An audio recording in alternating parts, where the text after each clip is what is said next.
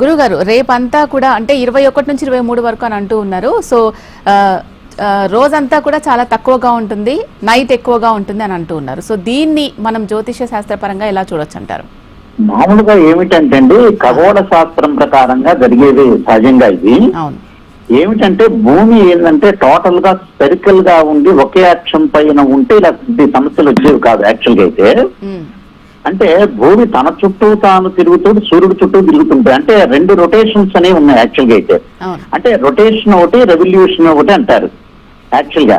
అంటే భూమి 23.5 డిగ్రీల కోణంలో వంగి సూర్యుడు చుట్టూ తిరగటం అనేది జరుగుతుంటుంది. అంటే భూమి తన చుట్టూ తాను తిరుగుతూ సూర్యుడు చుట్టూ తిరగటం అనేది ఒక పాయింట్ ఇక్కడ. రెండో పాయింట్ ఏంటంటే ఆర్బిట్ అనేది ఎలా ఉంటుందంటే ఎలిప్టికల్ గా ఉంటుంది యాక్చువల్ గా.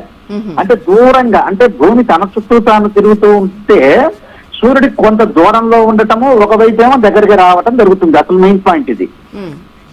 అక్కడ కావటం వల్ల ఏమవుతుందనంటే కొన్ని మనకి ఇప్పుడు సదరన్ రీజన్, నార్తరన్ అంటాం మనం యాక్చువల్ గా అయితే. అంటే నేను సైన్స్ స్టూడెంట్ కాబట్టి సైంటిఫిక్ పరంగా, ఆస్ట్రాలజీ పరంగా రెండింటి ప్రకారంగా చెబుతున్నానండి. నేను మ్యాథమెటిక్స్ వ్యక్తిని.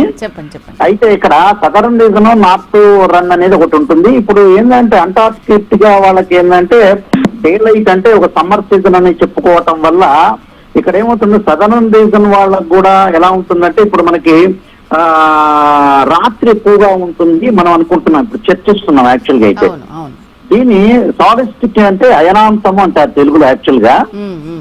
ఏంటంటే భూమి ఏం లేదు, భూమి తన చుట్టూ తాను తిరగటం, సూర్యుడు చుట్టూ తిరగటం అనేది జరుగుతుంటుంది. అది ఎలక్ట్రికల్ గా ఉంటుంది కాబట్టి అక్కడ డిస్టెన్స్ అనేది ఎక్కువగా సూర్యుడికి భూమికి ఒకనొక తిరిగేటప్పుడు ఒకనొక సమయంలోనే దగ్గరగా ఉండటం, ఒకనొక సమయంలో దూరంగా ఉండటం వల్ల ఇలాంటివి సంభవిస్తుంటాయి సహజంగా మనకి. అంటే సూర్యుడికి ఇక్కడ ఏం జరుగుతుందంటే భూమి తన చుట్టూ తాను నిటారుగా కాకుండా 23.5 డిగ్రీల్లో కోణంలో ఉండి సూర్యుడు చుట్టూ తిరుగుతుంది. ఈ సమయంలో ఏంటంటే కర్కాటక రేఖకి సూర్యుడికి దగ్గరగా వచ్చినప్పుడు ఉత్తర ధ్రువంలో ఎండాకాలం వస్తుంది, ఇది సమ్మర్ సోలిస్టిస్ అంటారు. ఈ రేఖకి దూరంగా వెళ్ళినప్పుడు అదే సమయంలో దక్షిణంలో మకర రేఖకు దగ్గరగా రావటం వల్ల చలికాలం వస్తుంది.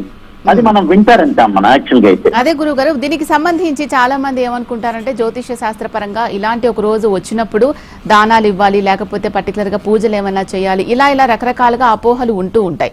ఇలాంటివి నిజంగా చేయాల్సిన అవసరం ఉంది అంటారా? అవి అపోహలేనా? అన్ని అపోహలండి. యాక్చువల్గా ఏంటంటే ఖగోళ శాస్త్రం ప్రకారం ఆస్ట్రానమీ వేరు, ఆస్ట్రాలజీ వేరు. ఆస్ట్రానమీలో సహజంగా జరుగుతూ ఉంటాయి, ఎందుకంటే ఇది ప్రకృతి సహజంగా జరిగే విషయాలు, ప్రకృతి సహజంగా జరుగుతూ ఉంటాయి ఇవికే.